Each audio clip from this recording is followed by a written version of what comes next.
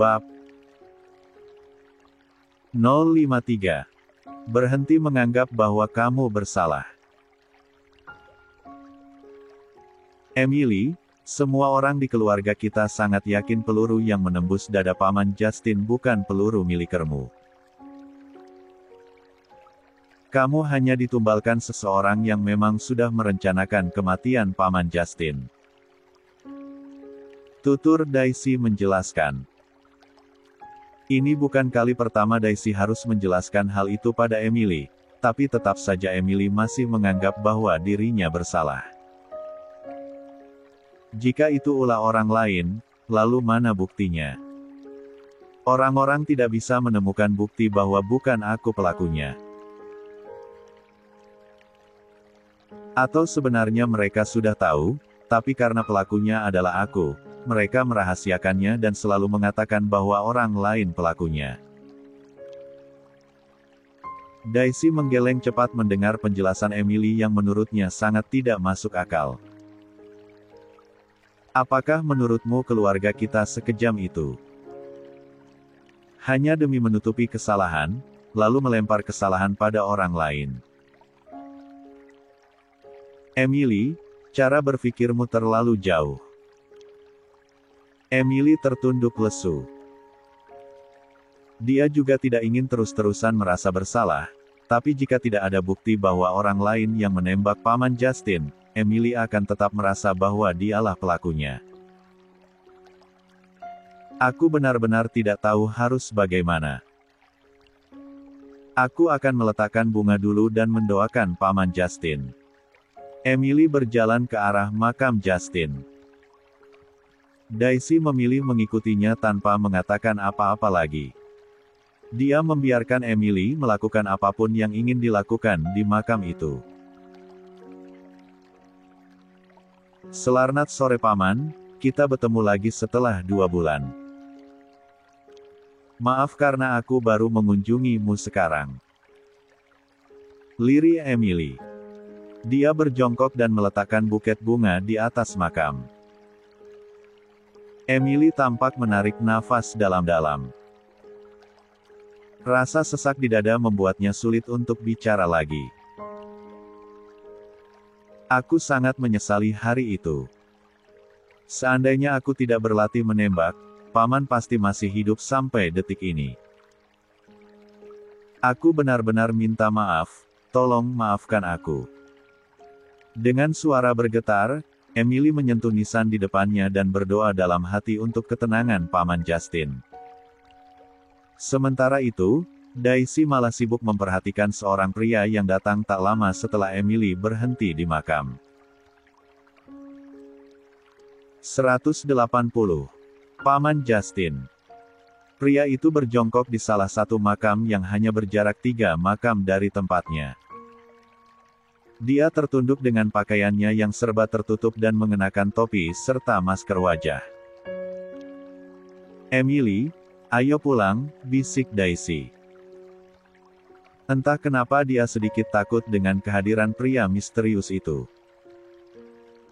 Meski terlihat pria itu sedang mengunjungi makam seseorang, tapi Daisy merasa curiga. Emily mengangguk, dia segera berdiri karena Daisy menarik tangannya agar bangun. Daisy bernafas lega karena melihat para bodyguard yang mengantarnya masih standby di dekat mobil. Mereka segera meninggalkan pemakaman dan kembali ke mansion. Kalian baru pulang. Kemana saja?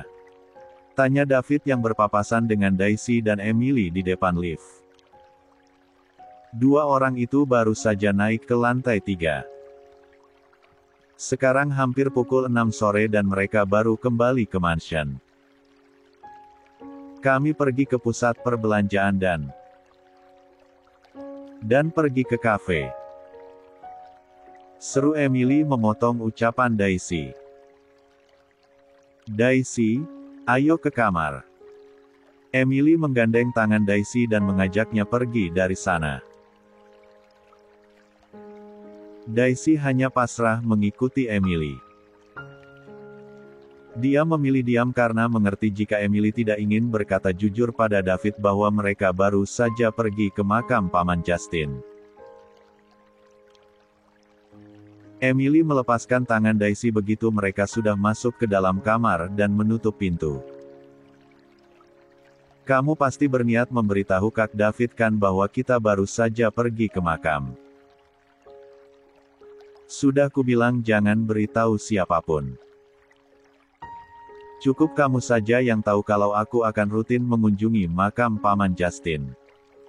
Emily menggerutu. Kamu tidak ingin ada orang yang tahu selain aku, tapi kita pergi dengan 2 bodyguard, Emily. Ujar Audrey heran. Bodyguard itu sudah aku peringatkan untuk tutup mulut, mereka tidak akan mengadu pada siapapun. Tolong simpan rahasia ini sampai kapanpun. Pintanya memohon. Emily tidak ingin ada orang lain yang tahu bahwa dia mengunjungi makam Justin, terutama keluarganya.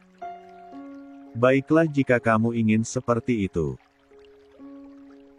Tapi kamu juga harus berhenti menyalahkan diri sendiri, jangan membuat hidupmu dihantui rasa bersalah pada sesuatu yang bukan kesalahanmu. Tutur Daisy menasehati. Emily hanya mengangguk kecil. Mana mungkin dia bisa melupakan semuanya dan menganggap kejadian itu bukan kesalahannya.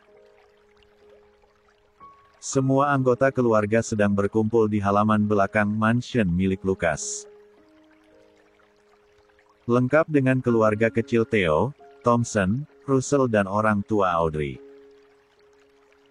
Mereka membuat acara kecil-kecilan, makan malam bersama dan barbek untuk sekedar menikmati momen kebersamaan yang sangat jarang terjadi karena Theo menetap di New York, begitu juga dengan Jason.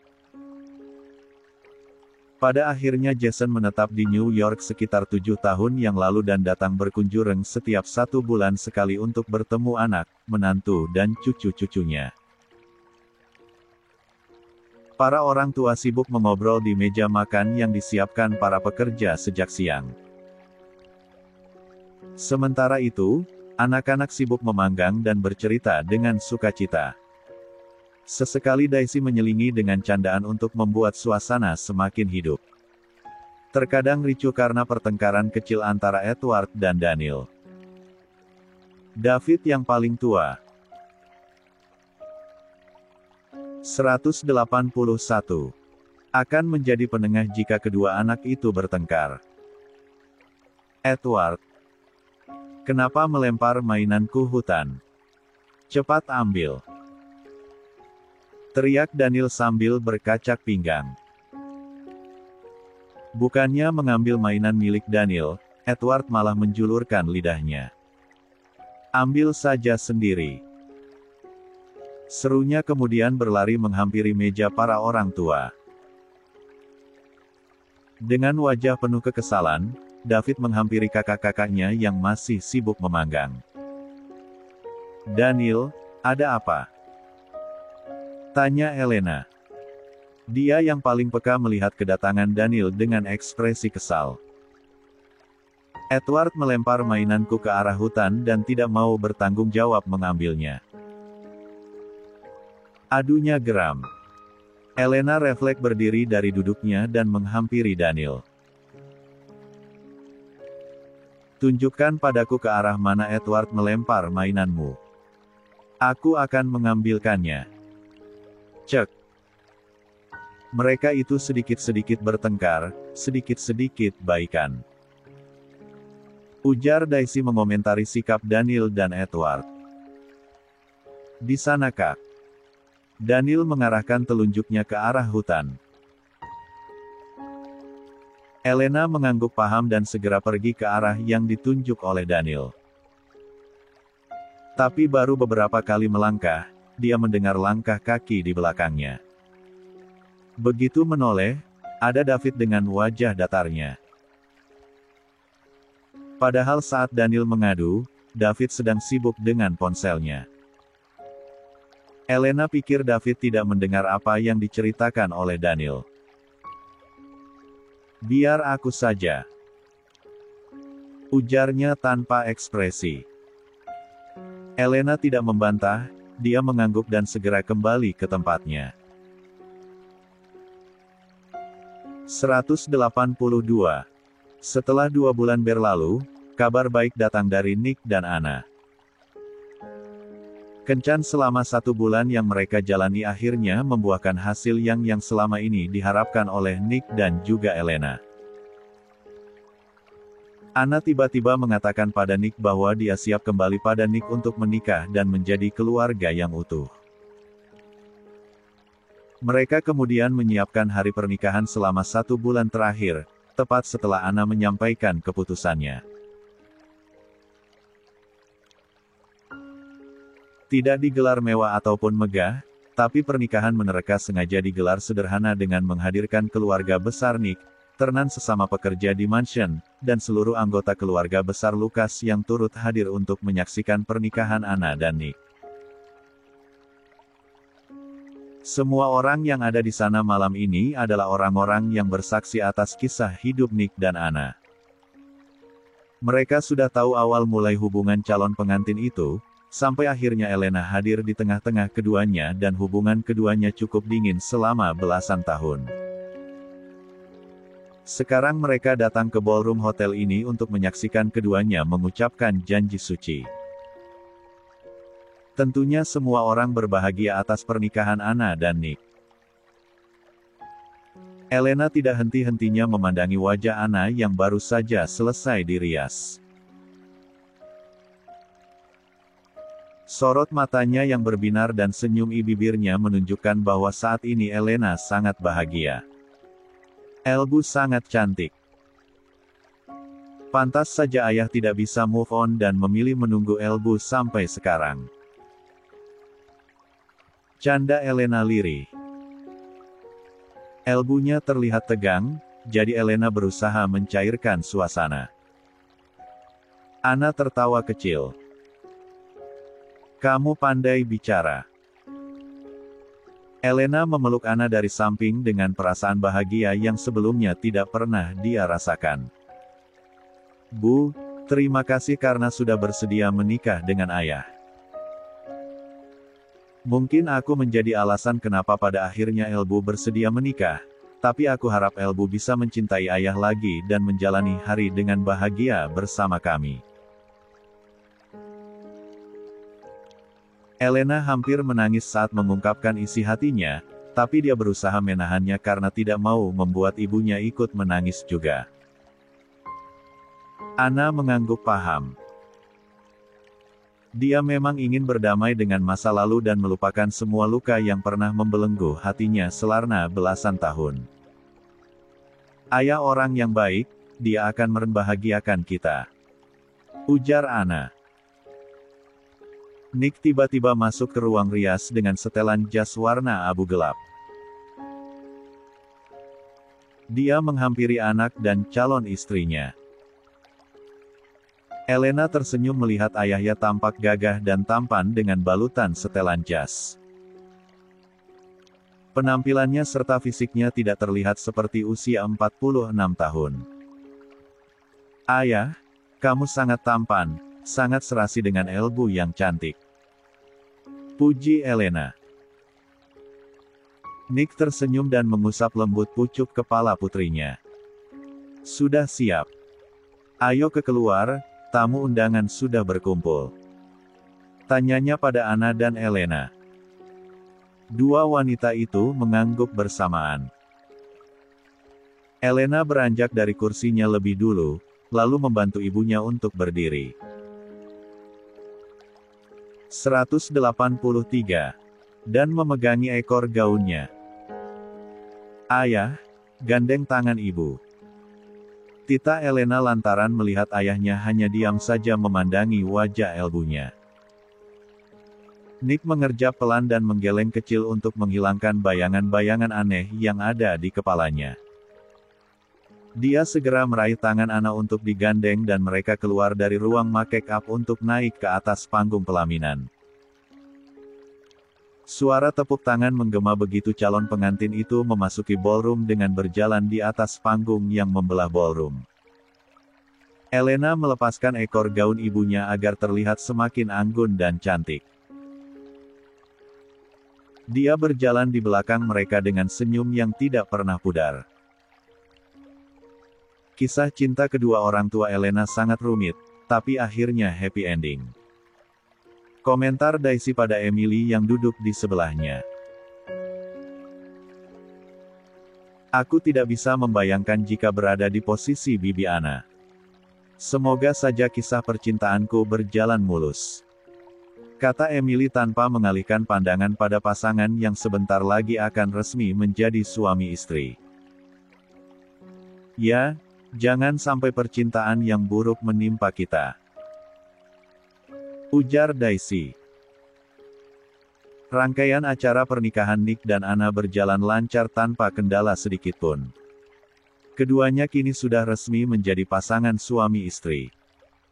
Orang-orang yang tadi menyaksikan janji suci pernikahan keduanya dengan hikmat, kini sedang menikmati hidangan dan mengobrol santai. TTT. Audrey menuntun Lukas memasuki kamar. Pria itu dalam pengaruh alkohol. Pesta pernikahan Nick dan Anna berlangsung hingga pukul 1 malam. Orang-orang benar-benar menikmati pestanya. Sementara itu, anak-anak yang masih di bawah umur sudah diminta untuk pulang sejak pukul 11 malam. Pria tua ini benar-benar cari penyakit. Gerutu Audrey sembari mendorong pelan tubuh Lukas ke ranjang. Pria itu terlalu banyak meminum alkohol. Audrey sudah memperingatkannya berkali-kali, tapi Lukas tidak mau mendengarnya. Pria itu gengsi jika dikalahkan oleh orang-orang yang lebih muda. Jadi Lukas meneguk alkohol sampai beberapa botol untuk membuktikan bahwa fisiknya masih sangat kuat untuk minum. Siapa yang kamu sebut tua? Hah?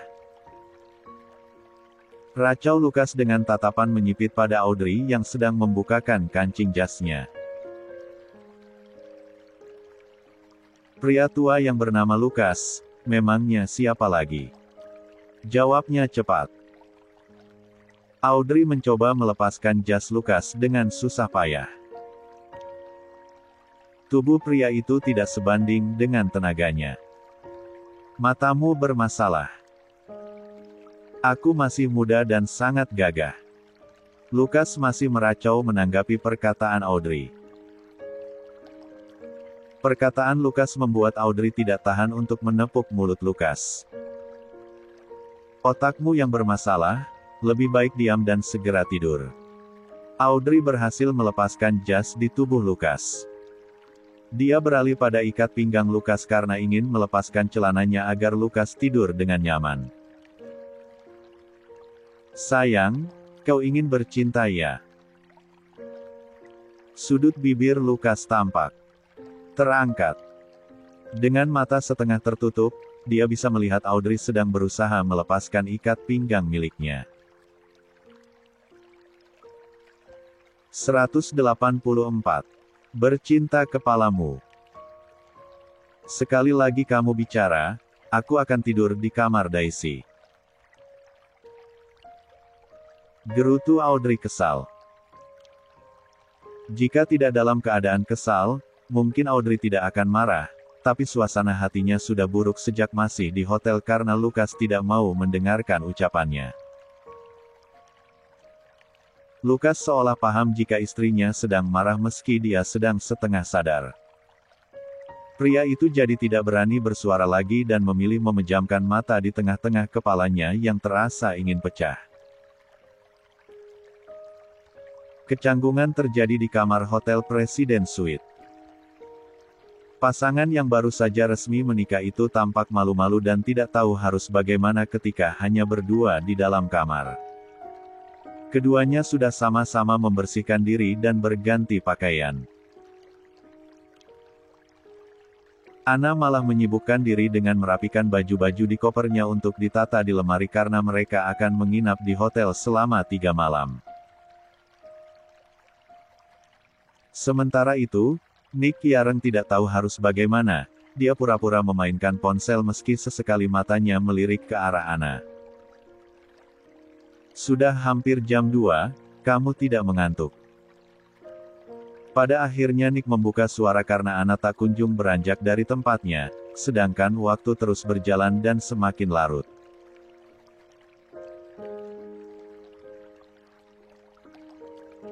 Mengantuk? Kalau begitu aku akan langsung tidur setelah ini. Ujar Ana kemudian buru-buru beranjak ke ranjang. Ana merebahkan tubuhnya dan menutupi dengan selimut sampai sebatas leher lalu tidur menyamping membelakangi Nick. Pria itu tidak berani memprotes meski sebenarnya ingin menyuruh Ana tidur berhadapan dengannya. Dia juga masih canggung. Selamat tidur, ucap Nick yang ikut merebahkan diri dan memandangi punggung Ana. Selamat tidur. Lirih Ana. Malam itu berlalu begitu saja.